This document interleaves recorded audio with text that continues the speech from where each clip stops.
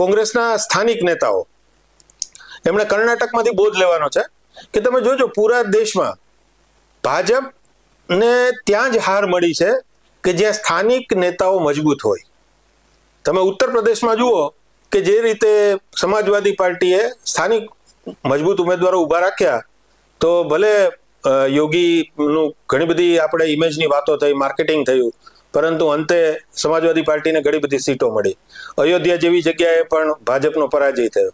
તો એના માટે સ્થાનિક નેતાઓ જોઈએ. જેમ કે કર્ણાટકમાં કોંગ્રેસનો વિજય થયો કારણ કે ત્યાં એમની પાસે મજબૂત સ્થાનિક નેતાઓ છે.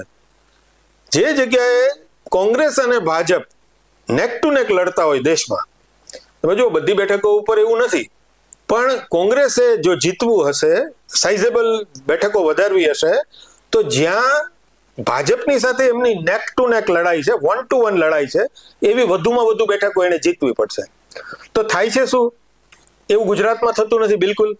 ગુજરાતમાં ભાજપ અને કોંગ્રેસ સામસામે લડે છે, કોંગ્રેસ હારી જાય છે. મધ્યપ્રદેશમાં કોંગ્રેસ અને ભાજપ લડે છે, હારી જાય છે.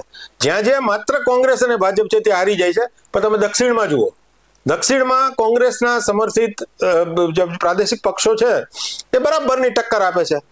અને દક્ષિણમાં આજે પણ ભાજપનું બુલડોઝર ત્યાં ફરતું નથી કારણ કે ત્યાં સ્થાનિક નેતાઓ આગળ છે એટલા માટે.